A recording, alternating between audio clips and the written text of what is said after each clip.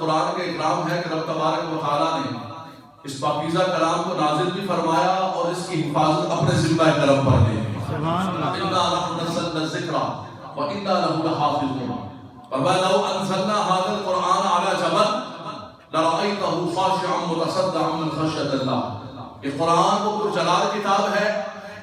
فرمایا کہ اگر کسی پہاڑ پر نازل کیا جاتا تو وہ پہاڑ ریزہ ریزہ ہو جاتا. لیکن قربان جائیں قلب مصطفیٰ کریم پر کہ جس بوجھ کو پہاڑ تو نہیں برداشت کر سکا حضور کے دل نے برداشت کر سکا. آقا جہاں صلی اللہ علیہ وسلم کے قلب عمر کے ذریعے امت مصطفیٰ تک یہ قرآن پہنچا. قرآن ہماری بنیاد ہے مسلمانوں. حدیث ہماری بنیاد ہے. ہمارے جو ادلہ اربع ہے اس کے اندر جو بنیاد مآخذ ہے اور جو استشہاد کا مرکز و مابر ہے وہ قرآن ہے اور حدیث ہے. نبی کریم صلی اللہ علیہ وسلم نے فرمایا نَضَّرَ اللَّهُ امْرَأً سَمِعَ مِنَّا حدیث.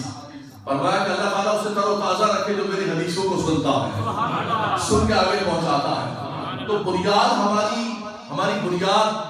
ہماری بنیاد قرآن ہے اور ہماری بنیاد حدیث ہے. ابھی میں غفران صدیق صاحب سے گزارش کر رہا تھا کہ میرے استاد جامعہ نظامیہ رضویہ لاہور کے اندر میں نے پڑھا ہے. میرے استاد محترم مفتی عبدالقیوم ہزاروی رحمۃ اللہ تعالیٰ علیہ, علامہ عبدالحکیم شیخ قادری صاحب رحمۃ اللہ تعالیٰ علیہ, مولانا محمد رشید نقشبندی رحمۃ اللہ تعالیٰ علیہ, اساتذہ نے پہلے دن زمانے طالب علمی کے اندر ہمیں یہ سبق پڑھایا تھا کہ بیٹا آج دین پڑھ رہے ہو, جب دین کی تبلیغ کے لیے جہاں تمہیں جانا پڑے, زندگی کے اندر جہاں بھی سفر کرو, اس بات کو یاد رکھ لینا بیان کرنے کے لیے بہت ساری باتیں ہیں. نزلۃ المجالس بھری ہوئی ہے, موضوعات کبیر بھری ہوئی ہے, روایات بھری ہوئی ہیں. ہمارے ہاں یہ ہوتا ہے کہ ایسی کوئی روایت سناؤ حضرات کو نبی کا, ایسی کوئی گل سناؤ کہ کبھی سنی نہ ہو, ایسی کوئی گل سناؤ کہ جناب اسی لوٹ کے کٹ کے لے آؤ. فرمایا نا بیٹا یہ شوق نہ کرنا, بلکہ یہ شوق کرنا کہ وہ بات قرآن سے ہو اور وہ بات حدیث رسول سے ہو. بنیاد ہماری قرآن و حدیث ہے. نبی کریم صلی اللہ علیہ وسلم نے اپنے خطبے کے اندر ارشاد فرمایا یا ایھا الناس انا تارک فیکم الثقلین اولہما کتاب اللہ فیہ الہدی والنور وسنتی. فرمایا اے لوگو, غدیر خطبے پر فرمایا اے لوگو غور سے سنو, میں تمہارے پاس دو ثقیل اور بھاری چیزیں چھوڑ کے جا رہا ہوں. ایک قرآن ہے جس میں ہدایت بھی ہے, نور بھی ہے, اور فرمایا ایک میری سنت و حدیث ہے. دونوں کو مضبوطی سے تھام کے رکھو گے تو لم تضلوا, تم کبھی بھی گمراہ نہیں ہوگا. قرآن اور حدیث ہماری بنیاد ہے, یہ ہماری اساس ہے, یہ ہمارا اصل ہے. اور جو قومیں قرآن کے ساتھ اپنا تعلق قائم رکھتی ہیں رب تبارک و تعالیٰ انہیں اوج ثریا کا مقام عطا فرماتے ہیں. یرفع اللہ الذین آمنوا منکم والذین اوتوا العلم درجات. اللہ تعالیٰ انہیں درجات کی بلندی عطا فرماتا ہے. اور جو قومیں قرآن کو پس پش ڈال دیتی ہیں فرمایا وہ قومیں تنزل کے امین گڑھے کے اندر گر جاتی ہیں. قلندر لاہوری علامہ اقبال نے بھی روتے ہوئے کہا کہ وہ زمانے میں معزز تھے مسلمان ہو کر اور ہم ذلیل و خوار ہوئے. ترمیم کے ساتھ ہم ذلیل و خوار ہوئے تارک قرآن ہو کر. ہم نے قرآن کو چھوڑ دیا ہے, ہم نے اساس کو چھوڑ دیا ہے, ہم نے بنیاد کو چھوڑ دیا ہے. یہ میں نے حدیث پاک کے کلمات پڑھے ہیں کہ شاہ صاحب یہ مسلم شریف کی دوسری حدیث ہے.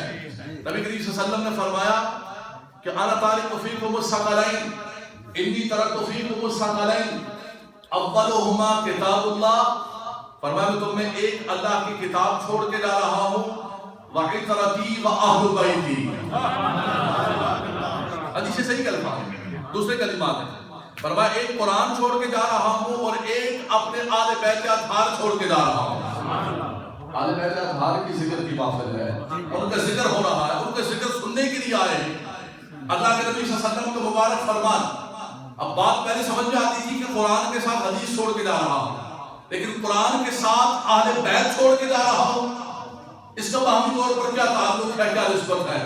اور میں اس کی تفسیر دیکھنی ہو تو کربلا کے میدان کے اندر دیکھتے ہیں. جب قرآن کے احکامات کو مٹایا جانے لگا, جب قرآن کے احکامات کو پشے پش ڈالے جانے لگا, فرمایا اس وقت آل بیت اطہار قرآن کو بچانے کے لیے میدان کے اندر نکلے. اور میں قرآن چھوڑ کے جا رہا ہوں اور اپنے آل بیت چھوڑ کے جا رہا ہوں.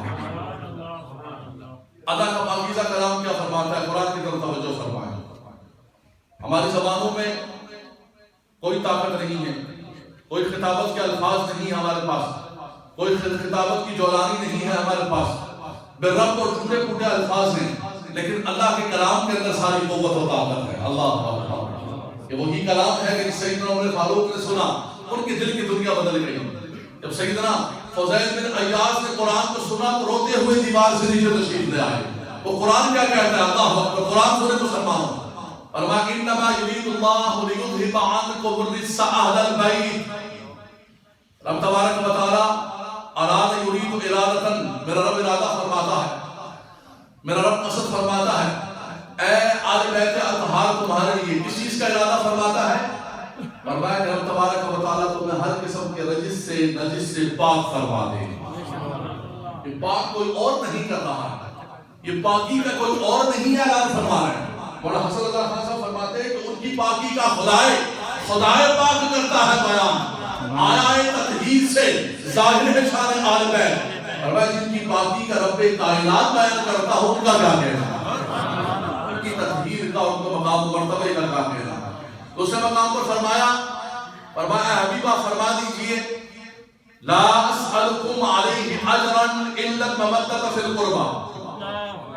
فرمایا ہم اس تبلیغ، اس نبوت کے پیغام کو آگے بڑھانے کے لیے تم سے کوئی اجرت نہیں مانگتے ہیں، کوئی اجر نہیں مانگتے ہیں، اس کا کوئی بدل نہیں مانگتے ہیں، کوئی اور چیز نہیں طلب کرتے ہیں. یہ انبیاء کرام کا دستور ہے کہ وہ اللہ کے پیغام کو آگے وما انا من المتکلفین. لیکن ہم تمہارے فائدے کے لیے تمہیں ایک بات کہتے ہیں لا اسألکم علیہ اجرا، اجر تو نہیں مانگ رہے ہیں، لیکن تمہیں ایک بات کہتے ہیں کہ الا المودۃ فی القربى.